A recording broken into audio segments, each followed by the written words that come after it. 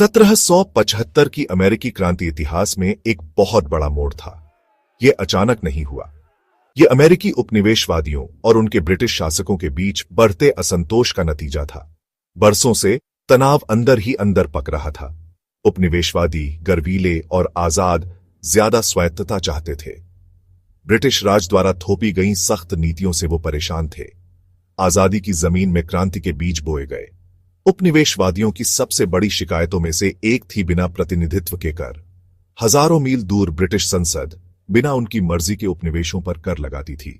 बिना प्रतिनिधित्व के कर नहीं का नारा आजादी और आत्मनिर्णय के लिए एक युद्ध घोष बनकर 13 उपनिवेशों में गूंजा। उपनिवेशवादियों का मानना था कि उन्हें ऐसी सरकार द्वारा लगाए गए करों के अधीन नहीं होना चाहिए जिसमें उनकी कोई आवाज नहीं है। करों के अलावा उपनिवेशवादी उन कानूनों और नियमों से भी नाराज थे जिन्हें वे अनुचित और अपने आर्थिक हितों के लिए हानिकारक मानते थे।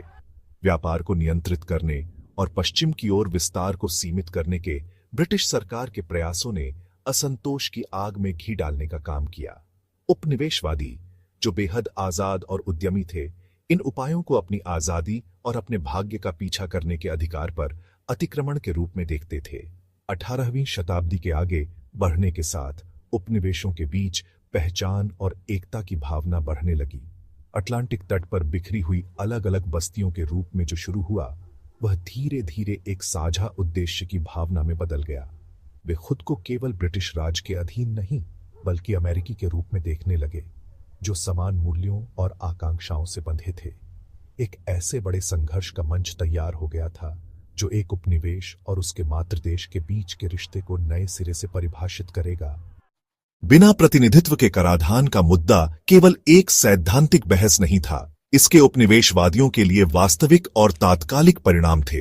ब्रिटिश सरकार अपने युद्धों से कर्ज के बोझ तले दबी अपने अमेरिकी उपनिवेशों से राजस्व निकालना चाहती थी। 1764 का चीनी अधिनियम, जिसने वेस्ट इंडीज से आयातित चीनी और अन्य वस्तुओं पर कर लगाया, का विरोध हुआ। उपनिवेशवादियों ने तर्क दिया कि संसद में निर्वाचित प्रतिनिधि न होने पर उन पर कर नहीं लगाया जाना चाहिए। 1765 के स्टैंप अधिनियम ने तनाव को और बढ़ा दिया। इस अधिनियम के तहत उपनिवेशवादियों को समाचार पत्रों और कानूनी दस्तावेजों से लेकर ताश के पत्तों और पासों तक सभी मुद्रित सामग्रियों पर कर देना पड़ता था। इस अधिनियम को उपनिवेशवादियों की बोलने और प्रेस की आजादी पर सीधे हमले के रूप में देखा गया। इसने व्यापक विरोध प्रदर्शन, ब्रिटिश सामानों का बहिष्कार और यहां तक कि कर संग्रहकर्ताओं के खिलाफ हिंसा को भी जन्म दिया। ब्रिटिश सरकार औपनिवेशिक प्रतिक्रिया की तीव्रता से स्तब्ध अंततः स्टाम्प अधिनियम को रद्द कर दिया। हालांकि इसने 1766 के घोषणात्मक अधिनियम के साथ उपनिवेशों पर कर लगाने के अपने अधिकार का दावा किया। इस अधिनियम में कहा गया है कि संसद को सभी मामलों में उपनिवेशों के लिए कानून बनाने का अधिकार है। उपनिवेशवादियों ने इसे अपनी आजादी के लिए सीधे खतरे के रूप में और इस बात के संकेत के रूप में देखा कि ब्रिटिश सरकार समझौते में दिलचस्पी नहीं रखती है। 1767 के टाउनशेंड अधिनियमों ने ब्रिटेन से आयातित वस्तुओं पर नए कर लगाए, जिनमें चाय, कांच, कागज और पेंट शामिल थे।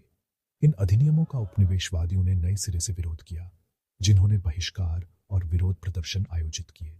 ब्रिटिश सरकार ने व्यवस्था बनाए रखने के लिए बोस्टन में सेना भेजकर जवाब दिया, जिससे तनाव और पिया राज गया। 16 दिसंबर 1773 को Boston T party, great Britain और उसके अमेरिकी उपनिवेशों के बीच बढ़ते संघर्ष में एक महत्वपूर्ण घटना थी। यह अवज्ञा का एक नाटकीय कार्य था जिसने उपनिवेशवादियों की सुलगती नाराजगी को खुले विद्रोह में बदल दिया। 1773 का चाय अधिनियम प्रतीत होता है कि निरपराध था। वह चिंगारी थी जिसने क्रांति की लपटों को प्रज्वलित किया। चाय अधिनियम को संघर्षरत ब्रिटिश ईस्ट इंडिया कंपनी को उपनिवेशों में चाय की बिक्री पर एकाधिकार देकर उसे उबारने के लिए डिजाइन किया गया था। हालांकि इस अधिनियम ने वास्तव में चाय की कीमत कम कर दी थी, लेकिन उपनिवेशवादियों ने इसे औपनिवेशिक व्यापारियों को कमजोर करने और बिना प्रतिनिधित्व के कराधान लागू करने के एक जबरदस्त प्रयास के रूप में देखा। उपनिवेशवादियों ने इसे ट्रोजन हॉर्स के रूप में देखा।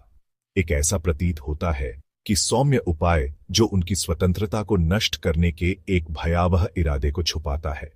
उस भयानक रात में मूल अमेरिकियों के रूप में प्रच्छन्न उपनिवेशवादियों के एक समूह ने बोस्टन हार्बर में डॉक किए गए 3 ब्रिटिश जहाजों पर चढ़ाई की और 342 चेस्ट चाय पानी में फेंक दी।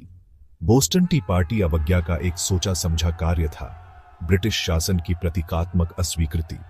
यह एक सावधानीपूर्वक आयोजित कार्यक्रम था जिसे गुप्त रूप से नियोजित किया गया था और सटीकता के साथ क्रियान्वित किया गया था। बोस्टन टी पार्टी पर ब्रिटिश सरकार ने तेजी से और कठोर प्रतिक्रिया दी। 1774 में पारित असहनीय अधिनियमों ने बोस्टन के बंदरगाह को बंद कर दिया, औपनिवेशिक स्वशासन को प्रतिबंधित कर दिया और ब्रिटेन में अपराधों के आरोपी ब्रिटिश अधिकारियों पर मुकदमा चलाने की अनुमति दी। ये अधिनियम विद्रोह को दबाने के बजाय केवल औपनिवेशिक प्रतिरोध को मजबूत करने और उपनिवेशों को युद्ध के करीब लाने का काम करते थे।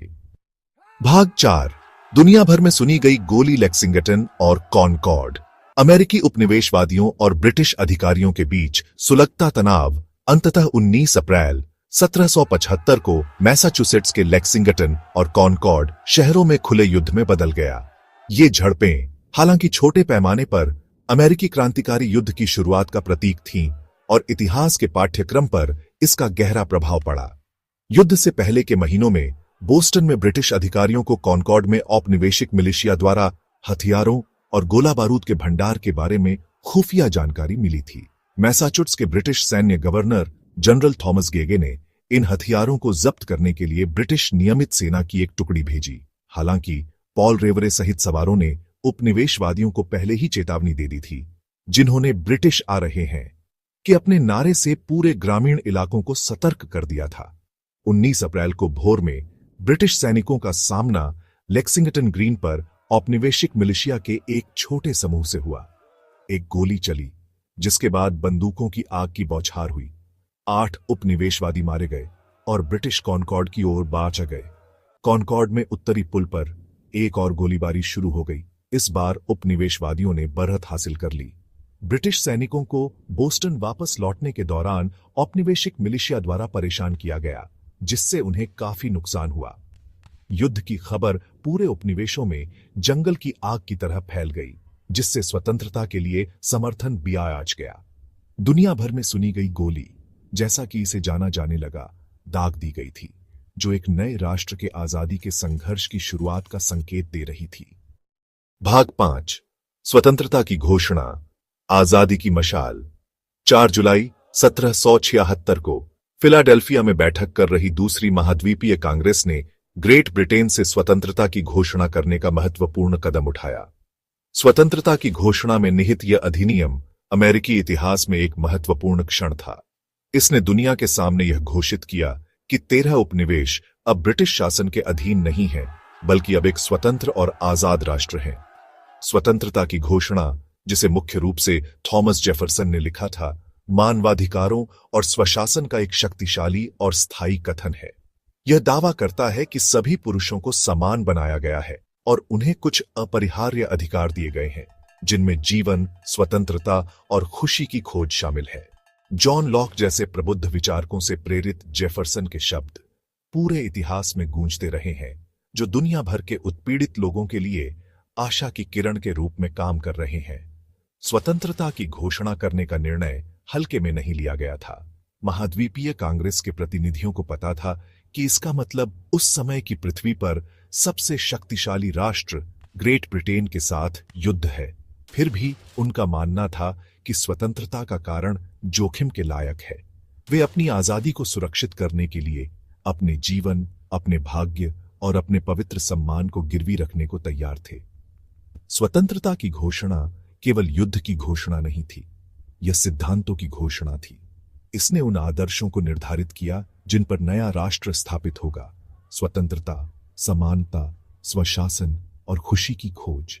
ये सिद्धांत अपने पूरे इतिहास में अमेरिकियों का मार्गदर्शन और प्रेरणा देते रहे हैं, राष्ट्र की पहचान और दुनिया में इसकी भूमिका को आकार देते हैं।